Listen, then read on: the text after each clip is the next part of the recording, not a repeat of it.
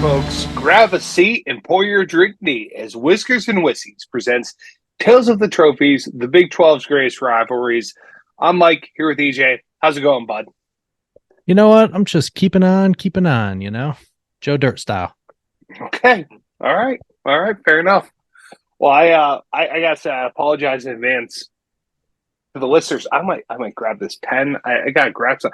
I don't have my microphone, so if my audio sounds like shit, that's why. But also, like, I feel like, having the mic, like, especially when I do my intro, like, all right, folks, I like to, lean in or grab onto it. Like, it feels like I'm missing something. Yeah, you don't realize it how much of like a habit some of this stuff is until you're without a piece. Yeah, I gotta tone without a piece. Exactly. I might need to. I don't know, I'm gonna look around in here. Maybe there's a ball or something like that. I can. Anyways, let's continue. I can be mobile and find whatever I need. So, Oh yeah. yeah, I'm unencumbered. I can go all over the house, start searching for something to play with while we. Oh, here, I got this letter opener. Perfect. Perfect. Okay, cool. Yeah, so we had another great weekend of college football. You, my friend, are a saint because I would have it's actually funny because I Wow. I forgot that we had this conversation of where you were this weekend because this was also a very important weekend. Judging by my shirt here, this was when our Yes. other guilty pleasure here, our Hershey Bears, go Bears, raised Go Bears. their banner for their Calder Cup championship. So Mm-hmm. unfortunately, we were unable to attend. However, I think it should be illegal for like fall weddings to exist, and the fact that you had to like go to a fall wedding and miss the college football games that were on this weekend is just it's criminal. There's no Well, other word. I caught the nooners and then I caught the late games. But buddy, the fact I had to miss Oregon Washington like really injures me. It really I, hurts me to my core. I mean, it is just truly a crime against humanity. There are so many other days Yeah, and weekends in a year, right? And even if you're yeah. going to do a fall wedding, have a Friday wedding then, right? But to I have mean, a fall Saturday wedding, oh, I did it, but I did it oh, at the third weekend in September. So like there's still, like there was still like there wasn't anything great on. I no, don't know. that's early. You have Yeah, pre-conference stuff like that. Not a big deal. The NFL schedule's barely gotten off. I mean, I guess that's yeah, Sunday anyway. That's okay. Like if you're doing a September, especially like earlier on in September, right? Even third weekend, yeah, that's fine. October, criminal. yeah. Yeah, really, really sad to have missed that. I did get to watch on my cell phone. I did watch the last like 3 minutes of the game, like three Yeah. minutes clock time. So last like 10 minutes or so, and that was I was glad I got to see it. And I did watch the first four drives before we went. But yeah, it looked like it ended up. And I did find that there's a YouTube channel that has all the highlights, and that's what I did for Colorado Stanford because I was like, how the hell did this end up the way it did? I had to go back and watch. It's like extended highlights, like Colorado Stanford condensed into 19 minutes, right? Yeah. That's perfect. Like I can't get enough out of like a 1 minute recap, right? I need Sure. the like give me the 19 minutes that has like a little bit of context and everything. So Yeah, I mean, I don't want to get too far into it because we are gonna give you guys a little double dose of whiskers and whiskeys this week and mm-hmm. finally record and release our check in our college or our conference preview check in. Is that no what I call it? I called it like a I don't remember what Touch I point. called it. Did I say I feel like I threw out a project management term there that you like checkpoint. Um, Uh what did I say? It was conference go through. Nope, that's let's see here. We text too much.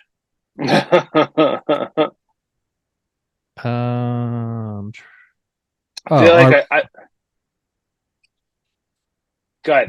maybe I was just thinking it. Maybe I didn't actually text it to you. Oh, our revisit. There it is. Our There you revisit. go. That's what I was looking for. Just a little Yeah, revisit. It's like, there we hey, go. we made some predictions after finally getting a college football preview magazine. Just thought it would be great for us to actually throw some predictions for the year, and it's definitely helped me for betting. Hence, I'm not in dead last in our pick'em, and it was great. So we thought we'd do a little revisit now that we're a little over halfway through, and then obviously kind of probably touch base again before the playoff, and then after the conference championships have settled themselves, and then we'll probably do a little all around end of the year preview or end of the year episode that will go through what happened during the playoff. But anyway, because of that, we're not going to get too much into what happened over the weekend in college football because we're about to do that in a little bit. So why don't we just get into the trophy today then? Let's do it, pal. Okay, so today is the War on I-4, and that is played between the University of Central Florida and the University of Southern Florida. Which, a little fun fact, I always assumed Southern Florida was in Southern Florida, but it is not. It is in Tampa. I don't think I I knew it was consider in Southern. Tampa, but yeah, I mean, No, Southern Florida is like Fort Lauderdale. Like if you don't want to call it Miami, that's fine. But you either have to be like Naples on the Gulf side, or you have to at least be to Fort Lauderdale on the ocean side, the I Atlantic mean, side. let me see, Like halfway through the state. Yeah, but like, I mean, I guess so. It's south of Jacksonville, south of Orlando, so like it's north of Miami and Fort Lauderdale. So I mean, I don't know. They're running out of names. There I mean, Florida Gulf Coast was maybe already taken at the time of naming. But yeah, I get Southern though. That's it looks like it's in the southern half of the state, if I had to It guess. by like a fraction at best. Mm. Well, but a lot. All right. To be fair, a lot of that middle part of the southern part is like seems to be swampy. Yeah, it's the Everglades, but still, like I don't know. Yeah, I was shocked. I always assumed it was Fort Lauderdale. I really thought it was more not quite Miami, but I thought it was definitely closer to that than it was to Tampa. yeah. Okay, fair. That's all. Regardless, this isn't the geography show. This is whiskers and whiskeys. So Listen, it's just bothered me. Okay. fair. So we have already done a few Florida rivalries. So we've really run the gambit here when it comes to trivia in relation to Florida. I think we did Florida facts, then we did a Florida man related trivia. So I almost didn't do trivia. I really didn't. I was really trying to think through like I want to do something fun, but I don't want to just do it to do it. Yeah. But the good news is this rivalry does involve Orlando, even though technically Disney is not in Orlando, but it is pretty damn close. So I thought we could do some Disney World trivia. Oh, okay. I like that. Let's see how much you know about the magical place. Okay. Have I'm you not ever a been? Disney adult. Yeah, a couple times. Okay. There you I'm go. not a Disney adult. I have been as an adult. But yeah. Okay. First question here. When did Disney World first open to the public? Was it an A, 1966, B, 1971, C, 1976, or D, 1981? 81's definitely too late. I feel like 76 is too late too. I'll say 66. I feel like it definitely has been around for a while. I'll say 66. You are incorrect. but you were down to the right 71, last two. 71. Yeah, yeah. Okay. 1971, Walt Disney died in 1966, and 5 years later, Ah, yes. 5 years later, Walt's brother Roy O. Disney dedicated the park in his brother's honor on October 1st of 1971. see that I wouldn't have get. I didn't realize when Walt Disney died, so I guess I would have thought that the park would have been opened when he was alive. So that's interesting. The fact he never saw the park, that is, no, I've guessed that. So Yeah. okay, okay. Question number 2. How much land does Disney World comprise of?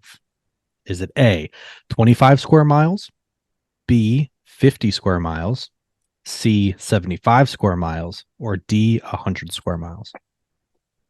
Oh, this is tough because it's pretty big. It is. It's big enough to have all these fights with the state of Florida and the governor Yeah, over tax breaks. yeah. Oh, I'm gonna say, I'm gonna say square mile. So if it were like 25 by 25, uh, I'm gonna say 50 square miles. You are correct. There we go. Walt There Disney we go. World Resort encompasses roughly 50 square miles, and Walt Disney originally purchased the land for a mere $5 million. Wow. Well, yeah. I mean, it's in Kissimmee is the name is the area, right? That where it is technically. That is also in that area, but no, technically it's Lake Buena Vista and Okay. Bay something or other, Bay Lake or something like that. Okay. But they're all right there. Yeah. I Okay. think Kissimmee might have Universal. I don't know. It might have one of the Okay. other parks Gotcha. there, but yeah, they're all Gotcha. kind of lumped. Okay, how many people visit Disney World each day? Is it A, 10,000 people, B, 25,000 people, C, 45,000 people, or D, 53,000 people? Oh, I'll max it out. I assume that there's an insane amount of people there every day, so I'll max out 53. You are correct. I also should have made I the other numbers different. I guess I didn't Yeah, realize. it is. You are pretty even numbers there. Yeah. 53 is very specific, Yeah. so there's that too. As I'm reading that, I'm like, okay. Yeah, 53 is very specific. So When the Magic Kingdom first opened in 1971, that's when they averaged about 10,000 visitors per day. But today they average around 53,000, yeah, which I is just insanity. that's insane amount of people. I mean, I figure so many people are obsessed with that. Tourists, yeah, yeah. So All right, question number 4. How much were admission prices when Disney World first opened? oh, that's a good So I just question. want to, this is an open-ended, no choices Mm-hmm. here. If I had to guess now, I mean, I can't remember how much I paid for Universal a few years ago. It's definitely at least 100. I think it was maybe Yeah, 100, 120 is probably that's what a it that's what I was cost. thinking. It's probably in the hundreds today. Yeah. Back then, 71. Oh gosh, because it was new when it first opened. You wanted to get people there and stuff. Um, Something pretty reasonable. Maybe like $2. That's actually very close. It's $3.50. Nice, nice. There we go. Without going There we over. go. Yeah, Price is Right rules against myself. So there Could we you go. imagine that? Just dropping I $3.50 for mean, that. yeah, that's well, you know. I mean, even if that's like $20 nowadays, like that's still like, Well, so I was just saw something on TikTok today of like how Sears used to just sell houses. Like they would just drop off like kits to assemble your own house, and it was like $10,000 for like a McMansion style house. And I like so that I was already thinking like in that like kind of mindset of like, okay, if that house is $1 million today, then it's a fraction of the cost now. So yeah. Okay, final question here. How many times has Disney World closed to the public? Is it A, once, B, 3 times, C, 7 times, or D, 9 times?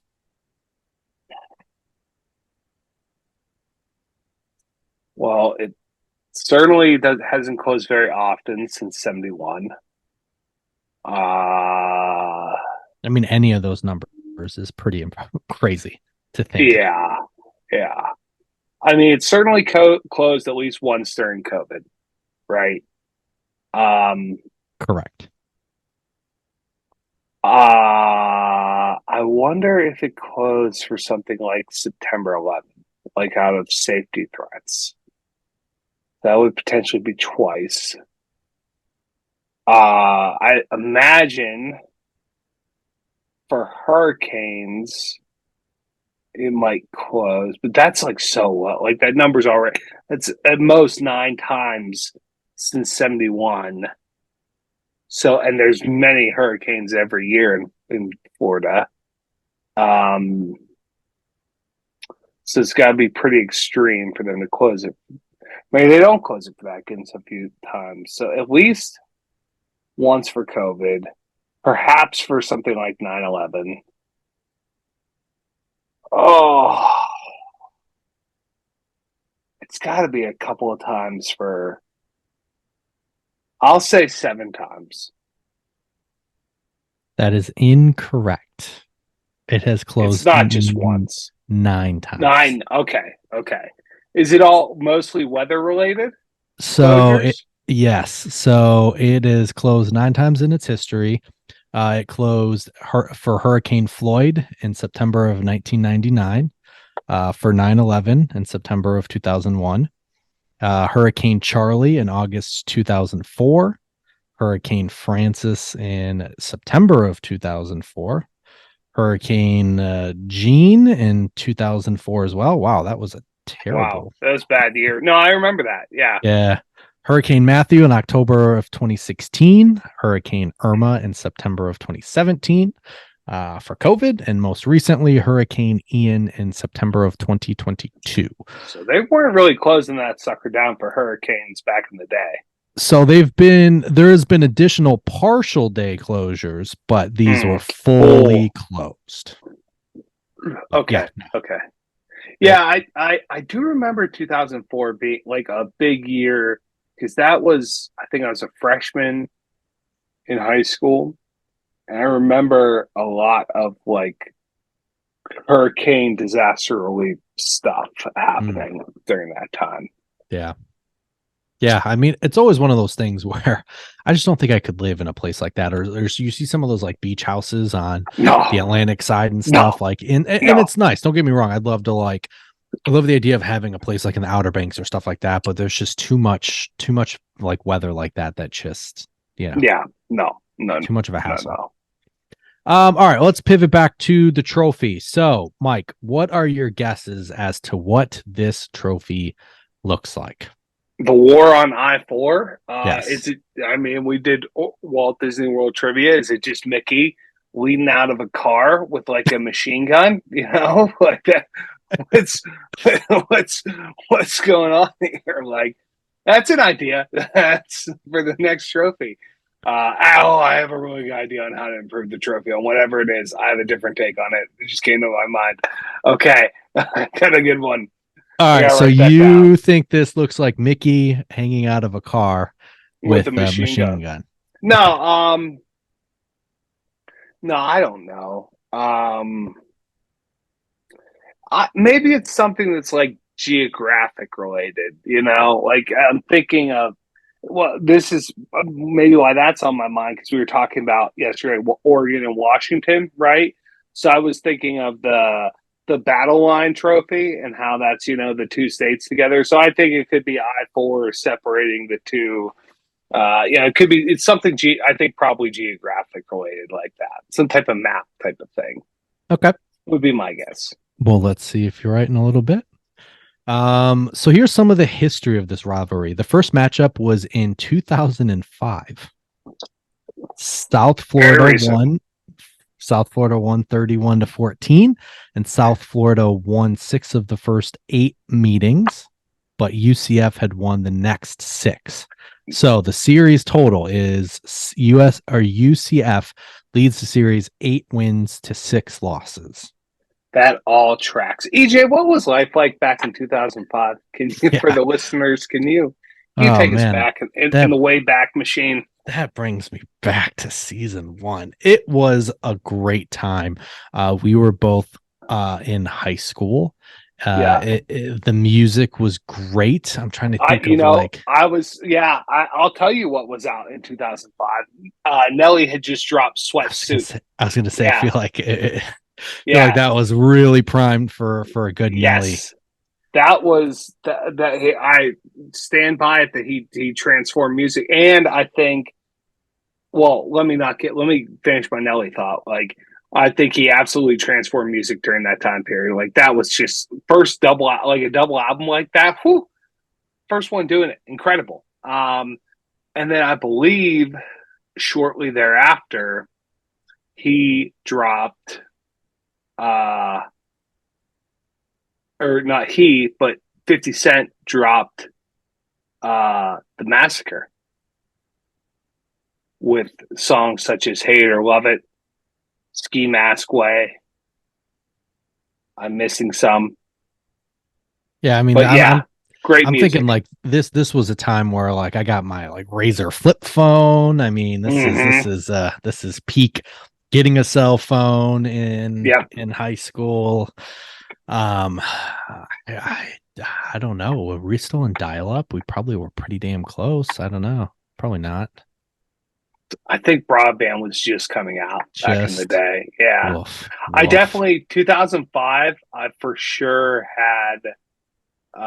Or wait, hold on. Oh, 506. Yeah. Okay. So fall of '05. So I'm getting Nelly probably wait, hold on. 506, 06, 07, 405 was sophomore year. So '04 was when he dropped Sweatsuit. Was when Nelly dropped Sweatsuit. It was either early, yeah, it was like end of 2004, early 2005. Sweatsuit dropped because we listened to that for basketball. So it's end of 2004.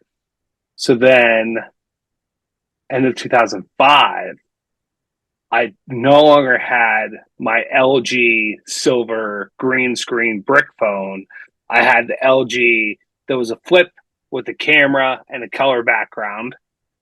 Uh yeah, those were I think Lil Wayne's the Carter one might have been right around that yeah, time you're too, right. because You're I right. remember Go DJ came out and I Yeah. hadn't really listened to it, but people kept saying Go EJ, that's my Oh yeah, there you EJ. go. And There you I was go. like, There you go. sick. And There you go. then I caught on like 2 years later and I was like, oh, that's what that was. You didn't hear the song for 2 years. No, yeah, I don't Uh think I really listened to Lil Wayne until the Carter 3 probably came out. That was about time, more that junior was senior year. that definitely probably introduced him to the masses for sure. Unlike Okay. my daddy. Yeah. Anyways, Yeah. Oh yeah.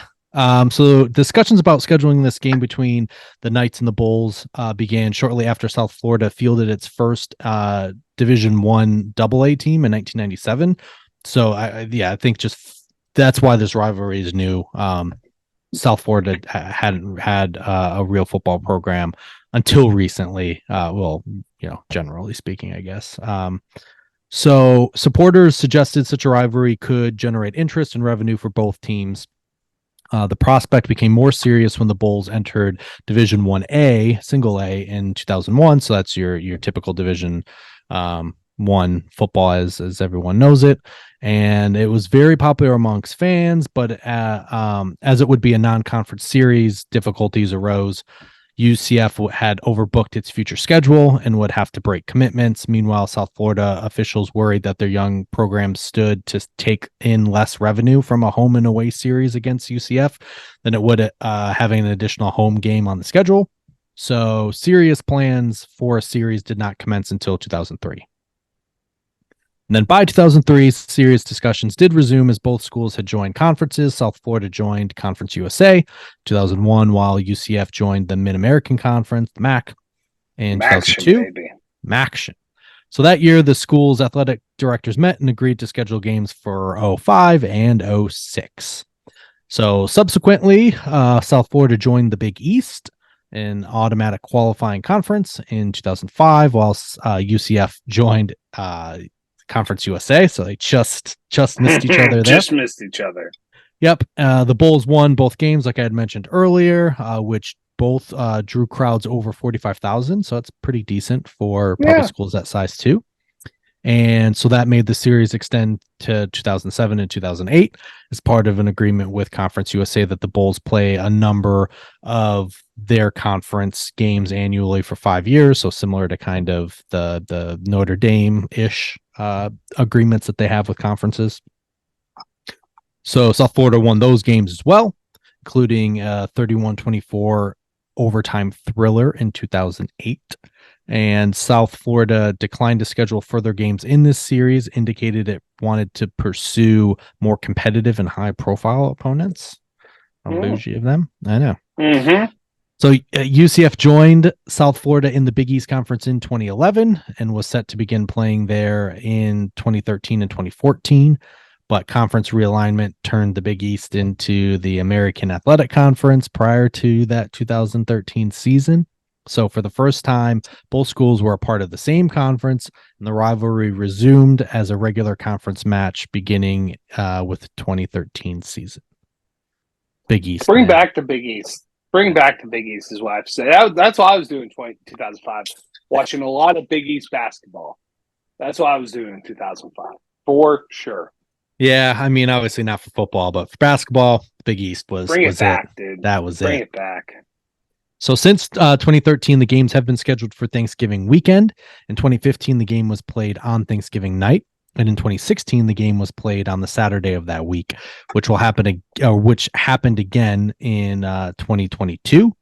However, in most years, it has been scheduled for that Black Friday, the day before. So they usually try and do it. That's rivalry weekend for, obviously, for the listeners that have been listening to us for 3 years. You're aware of that. For people that are new, that Thanksgiving Day weekend is usually the end of the year, right before conference finals. So there's a lot of, and since it's a holiday weekend, there's a lot of those rivalry games kind of scattered between the Thursday, Friday, Saturday games. Mm-hmm. All right, scroll down. Let the listeners know what where you at, Mickey? Oh, there we go. Like. Called it. Wow, that's a trophy. Okay, so this is one of our first hexagonal based trophies. So it's a black hexagon with silver plating on the side. There's a big silver plaque that says "War on I-4," and then there's individual plaques for each time the team played. And then there is a like a post for a street sign, like a stop sign or something like that. It's silver coming out of the hexagon. And then there is a big road sign, like a I-4 road sign, but it is black and it says Orlando on one side with UCF logo beneath that, and it says Tampa on the other side with the Bulls logo on it. Oh my! And then the top of it, the very top of the hexagon base, is a football field with the UCF logo on one side and the Bulls logo on the other side. And it looks like you can take the street sign out. Oh yeah! Oh wow, that's huge. Okay, I'm coming around because it is a big sign. I mean, this sign is the size of a normal street sign, and it can be taken out of the base and you can carry it around the field, and it's huge. It's huge. It's probably, I mean, it's at least 3 or 4 feet tall. It looks heavy as all get out because they got wow. Okay. I'm coming around, EJ. When I thought from the first picture, I just thought it was like a normal sign. That is big. That's got to be 3 feet. That the part of the sign that you take out, Got to be 3 feet. Okay. Nice. So Nice. so Size this matters, game folks. No matter what she tells you, size matters. That's a big boy. So this game began in 2005, and like we had mentioned, they had a couple of series agreed to expand upon it and to extend it, and then finally in 2016, the two schools decided they wanted to add a trophy to the rivalry, jointly designed by representatives from each university and manufactured by Levi Marketing Awards in Tampa. The traveling trophy measures 4 feet 3 inches. So that's probably all of it. So that's Yeah, base yeah. and sign, and weighs 160 pounds. Again, Yes, it that's looks all of heavy. it, Yeah. with a detachable pewter replica of the iconic I-4 road sign. Yes. So, like I Mike like said, it. the two different sides on the road sign have Orlando and Tampa, and then the school logos as well. And the two universities are connected by obviously that interstate, about 100 miles difference between each other. So not very far. And the War on I-4 rivalry, and the traditional name first established by the fans, was officially recognized by universities in September. So September of last year. So this is very Hmm. new for them to call it the War on I-4, but it does kind of have a ring to it. But I mean, unfortunately, because it is a new rivalry and a new trophy, that's all I got. I do like the name. That's pretty cool that they came up with that. Okay. All right. So to the rankings then. Yes. Um, boy, pictures the pictures of people holding it really adds context.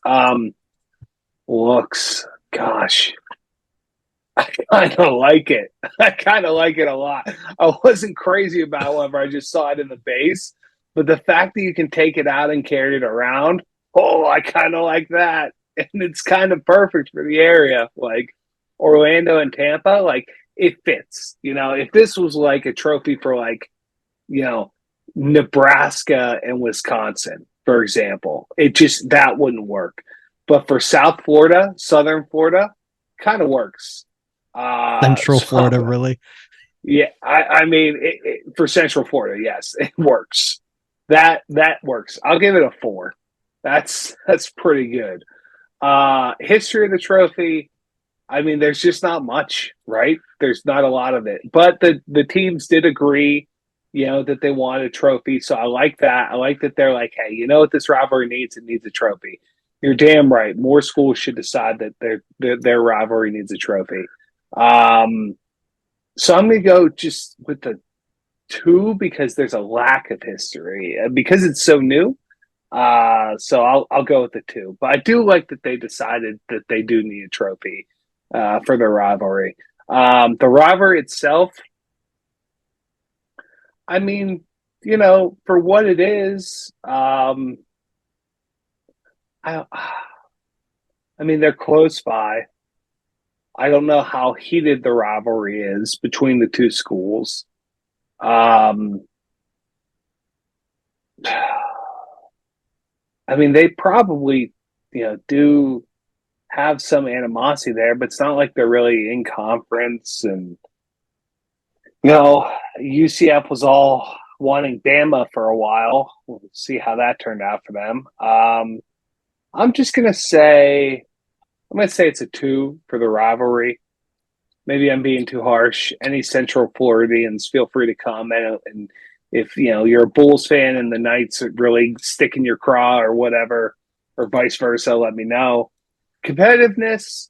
I mean, both these programs they're pretty good football teams, like, for what they are, right? So we're gonna say 3.5 on the overall competitiveness. And then we'll call this a mid tier. It's solidly in the mid tier. That trophy's pretty damn good for what they got. So I wanted to hate this trophy so bad. Mm-hmm. Me too. And then it asked it we have so many things we ask of trophies, and it's just like it started to check them, and it was like, God damn it! Like I don't want to like you, but you're big. You can detach, and then I started to think it's like you're right. This isn't an SC. This isn't a battle of SEC schools. It's not a battle of like 100-year-old Big 12 or Big 10 schools. It's Central Florida and South Florida. So a sign, like a street sign, Yeah, I mean, that's fine, right? works Like, for me. Yeah, right. Like they didn't try and get too cute, too gimmicky. Like, so then it was yeah, like the more and more I thought about it, I was like, oh, God damn, like I actually need to. But I have to, because we've had such a stretch here. yeah, You got to make sure that you're not inflating it too much. But I do yeah, think that it is a 4 on looks. I think the history is what it is. So I'm going to go with a 1.5. I mean, that's more of just a general lack of time. Um, yeah, and then they just haven't had enough opportunities to really like have too much other history with the trophy yet. yeah. But that's not necessarily, that's just, is what it is. It's not Time. Yeah. looking Not, down not at enough them. time has passed. Yeah. The rivalry, I'm just gonna put it at like you had it at 2. I can't say with certainty that they are heated rivalry or rivals because they it did seem a little artificially generated more Hmm. so, and then Yeah. they just haven't been conference foes. So I can't again. Central Floridians, if you guys went to or alums of either of these schools, if you do hate this other school, please let us know Yeah. because couldn't really get a great read on that. And then competitiveness, I'm with you, 3.5. It's clear that they are pretty evenly matched. Both schools are now in Power Five conferences starting, well, one starting this year, one starting next year. Hmm. So, yeah, so it is what it is. Again, they're not powerhouses. UCF had their great run, their undefeated run, and which would have probably landed them in the playoff. So we'll see here. We'll see what they do in the bigger conferences. Yeah. So what would we change? I Oh, had an what I. tier? What tier? Oh, sorry. Mid tier? Middle. Yeah, mid tier. Yeah. Yeah. So I actually had an idea because I was so angry at the thought of like a sign, and now I'm thinking about it. I'm kind of backing off my anger towards it. However, I do have an complete alternative thought because of the two school mascots. I think that there was a lot of value left on the table when you have a knight versus a bull. And I'm thinking Yes. like a A lot of value. bullfighter, like Yes.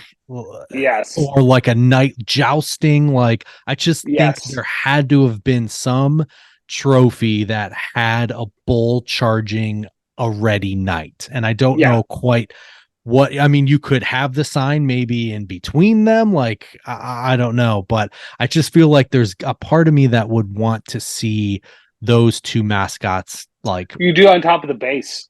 You do on yeah, top of the base where the football yeah, field is. Yeah. Well, when you asked me what I thought the trophy looked like, well, what War on I-4 definitely like the name brought yeah. me to like something car related. But yeah, no, I think that's what I was going to say. It could have been. So I didn't realize that they just came up with War on I-4 too. So Yeah. but yeah, I'm with you. That would be a good opportunity. Like I don't know if it's just having like making the base even bigger or oh I don't know. I'm like trying to think of a way like instead of it being like a street sign, when you lift it Mhm. up it's a sword, and then somehow have like a bull horn, like a Loki horn, like Oh yeah, yeah, at somewhere the like top of it. something Yeah, that people can wear or have yield, yeah. or like Sword might be tough on the field, but yeah, yeah, yeah. I don't No, know. I like it. I like it. I do think for the base, instead of black, what if they did like leaned into the Florida vibes? Like maybe this isn't South Florida enough for it, but if you made it some type of like neon instead of Yeah, black, if you did some type of like cool like neon thing, that would be cool. yeah, Um, no, reworking it completely. My original thought was that I got all excited about at the beginning was those racetracks with the cars where you have a little remote, right? Yeah. Like that would just be fun. If it was just a big racetrack and you just play with it afterwards, so like that would just be a blast. And you just have like one bull and one like knight as the instead of the cars, it's them going just cars. You could, yeah, I mean, you could. The bull's car could have a bull whore on the front, like Boss Hog in Dukes of Hazzard, and the knight's car could, have like a knight driving it or something. So that would be cool. Also, why not just have a car? Doesn't UCF have like a Lamborghini on the sidelines? Like, just, yes, one of them does. yeah, I think it's UCF. Just give them a Lamborghini. Just the winning school. It's just a Lamborghini that gets just traded back and forth, and it gets a paint job. And yes, the MVP gets to drive it. That probably would end very poorly. But like, I'm just like, imagine the quarterback, or even better, like just a big defensive tackle, just like whipping it around in center field, just tearing up the turf. Oh, yeah, that'd be dope as hell. That would be. So this game will not, and I probably should have mentioned this earlier. But this game will not be played this year due to UCF's move to the Big 12. So again, this is kind of like victim of uncertainty around scheduling and how many conference games these various conferences are going to have after realignment. And then recently, UCF is joining the ACC as part of the move with Cal and Stanford. So they will also be joining a Power 5 conference. And because of that, it really puts us at jeopardy. Yeah. I don't have a great feeling that this is going to probably be something that both schools pursue, just because of the lack of intensity it has and the newness of it. I think great name though. Great name, right. Great trophy. Like, it would be a shame to see this thing go to the wayside. But yeah, and I'm hoping that both schools kind of realize, like, if you are going to still need to have like a non-conference game, that's probably the one you should do, because you're pretty evenly matched. Like, so with resources and everything else. So you would hope that would be on their mind, but honestly, you just never know. So unfortunately, we will, to be determined the first time we're going to be able to lay eyes on this bad boy on TV. There may not be peace in the Middle East, but there may be peace on I-4 for now. We'll see. We'll see what happens. All right, so that's going to do it for us this week. Follow us on Instagram at whiskers.whiskies, and please subscribe to our YouTube channel. Don't forget to check out our Saturday morning pick'em posts as well. We are now through 7 weeks, and honestly, everyone but the bottom has a chance. And we just had our first successful 4-point weekend from one of our listeners, and that catapulted him from middle to the lead. So it's really because of that, the risk it for the biscuit bet this year. You're really not out of it, but I'm pleasantly surprised. Everyone's pretty grouped together. It's been exciting. Yeah, for sure. And please check out our new website, whiskerswhiskies.com. And this is where our college football preview bracket is. So you're going to want to check that out prior to us talking about it this week. And that's also where our Ultimate Sports Travel Log is located. And join us next week when we talk about the Saddle Trophy. For Mike, I'm EJ. Always remember, too much of anything is bad, but too much good whiskey is barely enough. Cheers, boys.